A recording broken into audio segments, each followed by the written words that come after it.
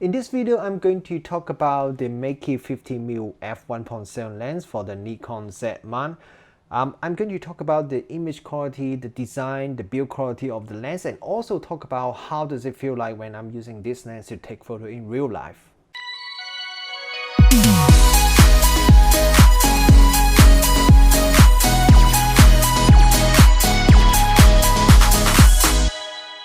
Kia ora, good morning everyone, Richard Wong here from New Zealand again. So Meike has recently sent me a pre-production sample of the 50mm f1.7 manual focus lens. This one is for the Nikon Z mount. Now, while they send me the lens, I am not under any pressure or obligation to only talk about the good thing of this lens. So I'm going to share with you what I like and what I don't like about this lens. And I just want to clarify one thing first. I did a little unboxing video about this lens about 1-2 weeks ago, and since then I got a couple of messages, email, and people saying, how should you pronounce the brand name? Did I pronounce it incorrectly? I was actually not too sure, so I checked with the manufacturer and they confirmed to me the correct way to pronounce the brand name is Meike.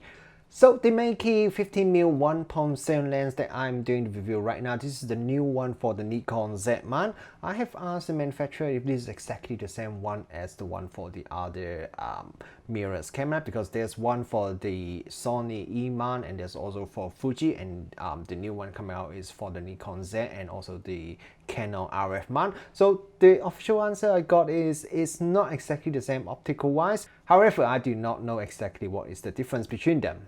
The aperture ring is at the front of the lens, so you can see it here. Now this is a declick aperture ring, so for people like me who is mostly a photographer, you probably prefer one with a the aperture ring with clicks. But on the other hand, if you are a videographer and looking to buy this lens, then you like the declicked aperture ring. And then the manual focus ring is slightly behind, is here. Travel is around 90 degrees from one end to the other end, which I feel is pretty good. It's long enough that you can have precise manual focus when you especially when you are shooting at the maximum aperture, but then it's not too long so that if you want to change from say near focus to far focus quickly, you can still do that. You know, unlike some other with much longer travel, then you have to keep turning. The manual focus ring on this lens is just excellent. It feels very smooth, and the tension is not too tight, not too loose. It just feels about perfect. So yeah, manual focus using this lens is just feel fantastic.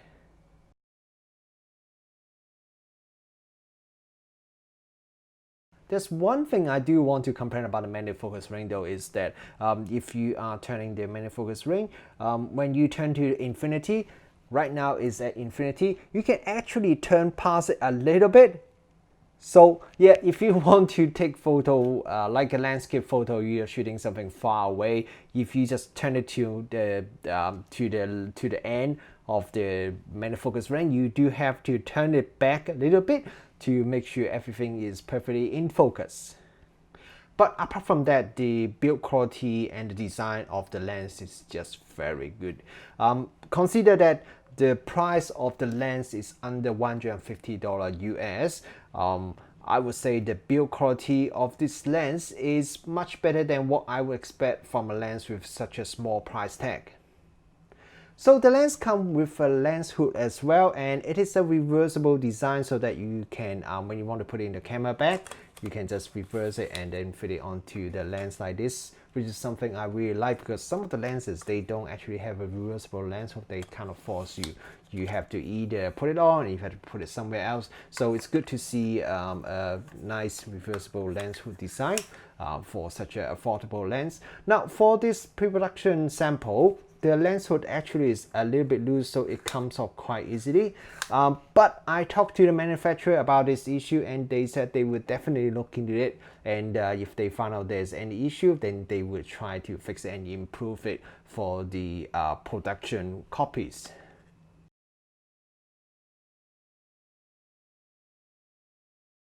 Okay, now let's move on and talk about the image quality. The first thing I want to talk about is the image sharpness. I'm very impressed by how sharp this Meike 50mm f1.7 lens is, especially the center sharpness. Even at the maximum aperture f1.7, as you can see in this image, the center sharpness is very good already.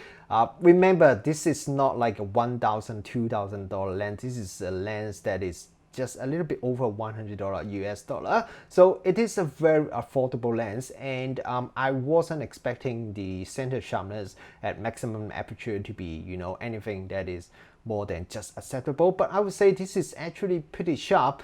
If you want it to be even sharper, just stop down a little bit, somewhere between f2, f2.8, somewhere in between, and you can already get excellent center image sharpness. And for the corner sharpness at the maximum aperture 1.7, I would say it is acceptable, but probably not super sharp. If you stop down to f2.8 around that, then the sharpness, the corner sharpness become a lot better. And if you stop down to around f4, then you got very good corner sharpness as well. So this is definitely very impressive, consider how affordable this lens is. In terms of the distortion, I do notice there is a little bit of distortion when I look at the test shot I did that shooting some brick walls. But if you're not a brick wall photographer, I think in real life you probably won't notice any distortion, because I didn't notice any distortion when I'm looking at the other hundreds of photos I took in real life. In terms of the vignetting at maximum aperture f1.7, there is definitely quite a bit of vignetting. Stop down to f2, the vignetting is still there. Stop down to f2.8, maybe around f4, then most of the vignetting will be gone. I don't think this is really a problem, because a lot of fast prime lenses also have similar amount of vignetting. Even some of the lenses that's a few times more expensive than the Meike would also have similar amount or even more vignetting than the Meike 50mm f1.7 lens. Have a look at this photo. The sun was right in front of the camera when I took this photo. So if you zoom in, you can see a bit of color finishing here. But still, overall, I would say the color finishing is actually very well controlled.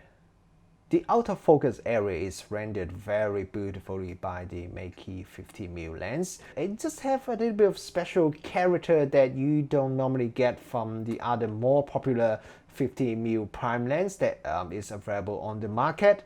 If you're shooting at f1.7, then at the corner there is a little bit of swirly bokeh.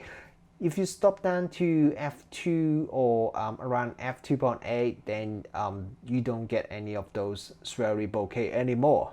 So I think this is a lens that can help you create some beautiful shallow depth of field photo, but also with a bit of character that you don't get if you are shooting with first party or a lot of the third party camera lenses. Now, everything I talked so far, in terms of the image quality, I'm pretty impressed with.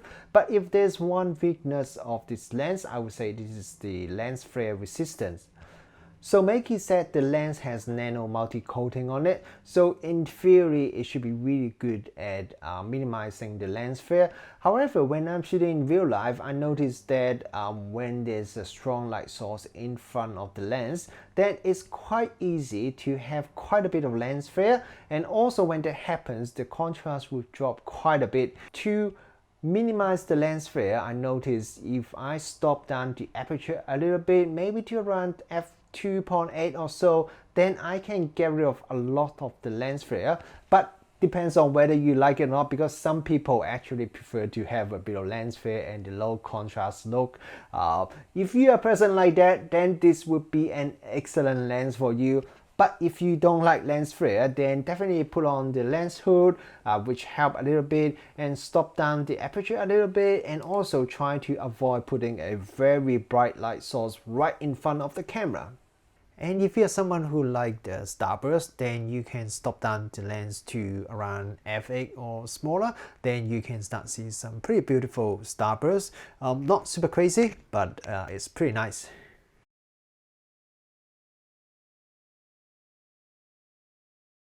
When Meike told me that they're sending me this 50mm f1.7 lens, my initial reaction was like, okay, this is probably gonna be a very affordable but probably also pretty boring lens. But after have it mounted on the Z6, and have it with me pretty much every day for the last 2 weeks. I have to say I actually very enjoy shooting with this lens. Now, first thing is, manual focus with a mirrorless camera is actually a very easy thing to do. I used to hate shooting manual focus with my DSLR because my result, my success rate was pretty low. A lot of photos I thought is in focus, but end up when I check it on the computer screen and it turned out it's not. But with a camera like the Z6, manual focus is actually very easy, very quick, and the success rate is very good because you have a lot of tools like peaking and magnification. I would say around 90 to 95% of the photo I shot in the last 2 weeks using the Z6 and the Meike 15mm 1.7 lens are in focus and very sharp, and pretty much all the photo I shot were shot at the maximum aperture. So if you have never used any manual focus lens before, I just say don't be scared. It's actually very easy to do that with a mirrorless camera like the Z6. If you have a Nikon Z6 or Z7 and you're looking at buying a fast prime lens for your camera, then I think you definitely should check out this Meike 15mm f1.7 lens. It's just so affordable, yet the build quality is very good and the image quality is pretty decent as well. While I wish the lens has better lens flare resistance and also the aperture ring has clicks, or at least option for me to switch between the click and declick option. But consider price, I think I can definitely live with these limitations. And I just love it when you have third-party lens manufacturer give us some very good value for money lenses like this Meike 50mm f1.7 lens. So thank you very much for watching this video. If you have any comments about this video or this lens, please feel free to leave a comment below, and I will see you next time.